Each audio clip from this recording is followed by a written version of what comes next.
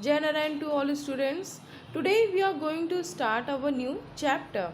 Before starting this, again I want to remind you SMS, wash your hands with soap and sanitize also. Wear mask when you go outside and maintain social distancing. Stay 6 feet from others.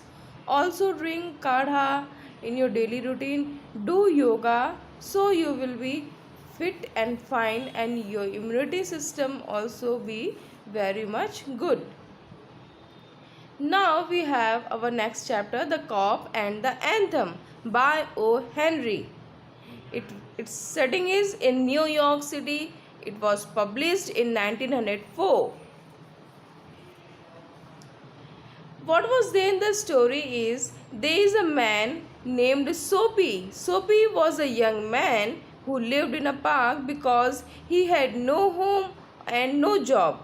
He has having no family members. He has lost his mother and also his childhood home. Winter was round the corner. The trees had begun shedding their leaves. These signs shows that winter is coming to near. Soapy realized that he would need a warm, comfortable place to stay in. He is saying that I need a warm place to stay in. He thought the prison on Blackwell's Island would be the best place to spend winter because here he spent many of his winters. He could stay at a shelter, but he did not like answering personal questions. At the prison, he was assured of food and a bed during the 3 cold winter months. So he decided that the Blue Whales Island will be the best one for him. After all, for years it had been his home during the winter months. बहुत से winter months उसने उस jail के अंदर काटे थे. उसे लगा कि it is the best way, just go there. वहाँ हम कोई छोटा क्राइम करके जा सकते हैं. 3 months वहाँ स्पेंड करेंगे. After than I will back from there. Soapy began planning ways to get arrested so that he was sent to prison. वो प्लान करने लगा कि मैं ऐसी कौन सी गलती करूं कि मुझे सिर्फ 3 months की इम्प्रिजमेंट हो. Then he decided to have a dinner at a popular restaurant. Then what happened? The judge would then sentence Soapy to 3 months in prison. Means he decided to just went to a restaurant in a 5-star restaurant, have dinner there, and because he is not having any money, so he just asked them waiters to call the cop. Cop means here police. उसने सोचा कि मैं बोलूँगा waiter से कि police को बुलाओ, मेरे पास पैसे नहीं है. And the cop will took me to the जज. वो मुझे जज के पास ले जाएंगे. एंड जज डिक्लेयर द 3 months इम्प्रिजमेंट, और मुझे जज 3 महीने की सज़ा दे देगा. With this plan in mind, Soapy entered a famous restaurant on Broadway. It is in New York, okay? But the head waiter noticed Soapy's torn shoes. जो head waiter था उसने notice किया कि इसके shoes तो फटे हुए हैं. Also pants and sent him out of the restaurant. और पैंट भी फटे हुए हैं. So he not allowed him to enter in the restaurant and asked him to just go out from here. Disappointed Soapy began thinking of another plan. अब उसके mind में दूसरा plan चल रहा है कि what should I do now? अब मुझे क्या करना चाहिए? He threw a large stone through the glass window of a big shop on 6th Avenue. 6th Avenue एक मार्केट है. It's a name of a shop. उसने वहाँ पे ग्लास विंडो में जोर से एक स्टोन थ्रो किया, large stone. A few people and a cop came running to the front of the shop. He confessed that he had shattered the glass window. उसने कहा कि yes, I broke that glass window. Sophie ने कि मैंने ये काम किया, I have did it. But the cop refused to believe Soapy. लेकिन जो कॉप थी, जो पुलिसमैन था, वो उसने रिफ्यूज़ कर दिया. उसने कहा कि हाउ, कोई कांच फेंक करके, कांच में पत्थर फेंक करके यहाँ खड़े होकर पुलिस को बताएगा कि I have did it. Instead the cop chased a man running on the street. वो सोपी की बात नहीं सुनकर दूसरी तरफ एक आदमी भागते हुए जा रहा था, वो उसका पीछा करने लगा. ही चेज्ड हिम. वंस अगेन सोपी वॉज हार्ट ब्रोकन. इस बार फिर सोपी का प्लान फेल हो गया. The Soapy saw an ordinary restaurant across the street. उसने एक ऑर्डनरी, एक सिंपल रेस्टोरेंट देखा into the next street. After eating his dinner at the restaurant Soapy said he had no money to pay. उसने जो restaurant में खाना खाने वाला प्लान था वो उस ऑर्डनरी रेस्टोरेंट में यूज़ किया। वहाँ पे खाना खाने के बाद आफ्टर हैविंग डिनर उसने वेटर से कहा कि I am having no money to pay. He told the waiters to call the police. उसने कहा जाइए, go and call the police, go and call the cop, जाइए उसको बुला के लाइए।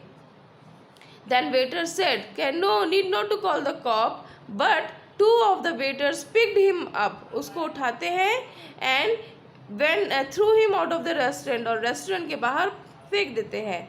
अ policeman who saw the scene laughed at Soapy and walked away. एक policeman था, एक कॉप था, वो ये सब सीन देख रहा था और उसके सोपी के ऊपर वो ही जस्ट लाफ्ड एट हिम, उसके ऊपर हंसने लगा। डिसअपॉइंटेड सोपी started walking till he reached an area that had many theatres. एक जगह वहाँ पहुँचा जहाँ पे बहुत सारे थिएटर्स थे। He began shouting loudly as he was drunk. वो अपने आप को शो करने लगा कि I have drunked and I am creating non-violence here. He even danced and cried out. वो नाचने लगा, चिल्लाने लगा। But watching this behavior, policeman dismissed him as a college boy. वो पुलिसमैन ने देखा तो उसने कहा कि no, he is looking like a college boy and college boy are having permission to did this. College boy को permission है कि they can do and they are allowed to shout. वो चिल्ला सकते हैं। इस only they have not to create any disturbance of public property. सिर्फ वो public property को disturbance नहीं कर सकते हैं। Soapy was sad, thinking that it didn't seem like he would be sent to prison after all. उसको लगता है कि मैं prison तो जा ही नहीं पाऊँगा। Looks like I will not be sent to prison after all. So many mistakes I have committed, but I haven't caught by any cop. अभी तक मैं किसी पुलिस वाले के द्वारा नहीं पकड़ा गया। Then he saw a man buying a newspaper from a shop. Okay, here is a man who is buying newspaper, and beside the man he kept his umbrella next to the door. You can see in the picture also. Soapy picked up the umbrella and walked away. Soapy asked the man to call the police. When man said, "Oh, it's mine umbrella," then he said, "Okay, then call the police, call the cop. He will arrest me." The man followed Soapy and asked him to return the umbrella. वो उसका पीछा कर रहा, कह रहा है कि please return me the umbrella, मुझे umbrella मेरा वापस कर दो। Soapy was so angry that he threw the umbrella as far as he could, क्योंकि वो umbrella उस man का भी नहीं था। Okay, the umbrella was not of this man. इस आदमी का umbrella नहीं था, because वो जो है someone he found it out of the restaurant के बाहर वो अम्ब्रेला रखा था और वो आदमी उसको लेके चला आता है। So he said that okay it's not mine, maybe it's yours. सो भी ये हो सकता है आप ही का हो, और वो उसे दे के वापस चला जाता है।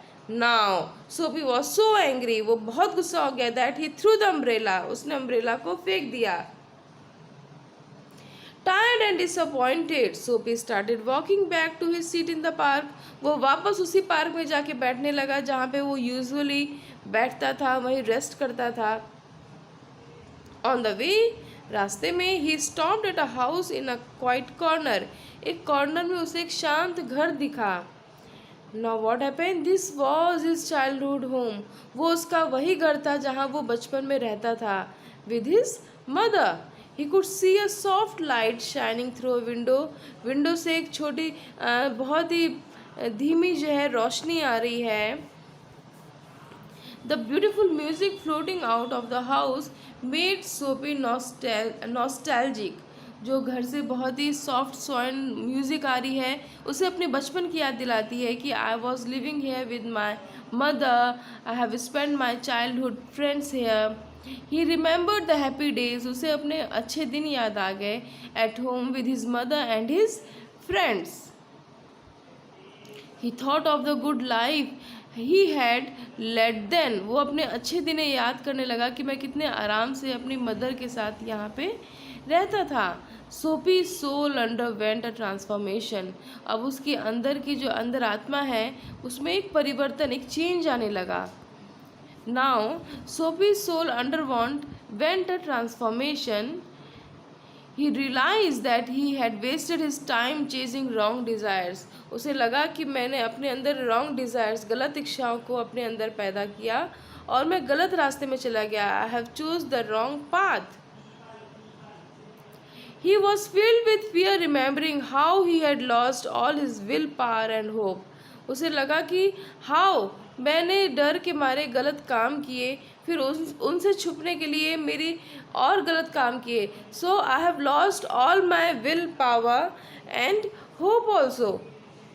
ही decided to change his life and become man of worth. उसने डिसाइड किया कि okay now I will be a good man. Now I will just adopt a good job and do good work. He remembered the man who had offered him a job. उसे याद आया कि मुझे एक आदमी ने एक जॉब भी ऑफर की थी.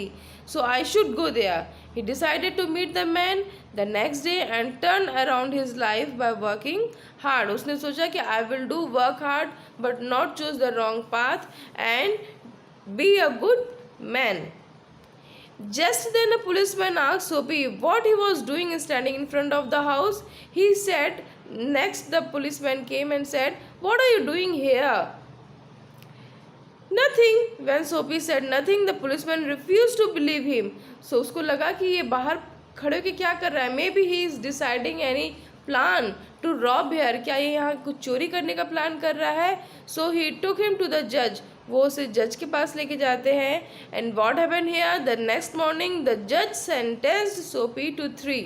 और जज ने वही उसे पनिशमेंट दी what he was wanted earlier in the story. Story में जो शुरू में हमने आपको बताया था that you are sentenced to 3 months in the prison on Blackwell's Island. So this was the story. He was just asked to be the imprisonment. अब उसे जेल के अंदर डाल दिया गया. And he also wanted that. और कहीं ना कहीं वो ये चीज़ चाहता था. So whatever you are having you are thinking should be the positive one. If you are having the positive approach, you will get success.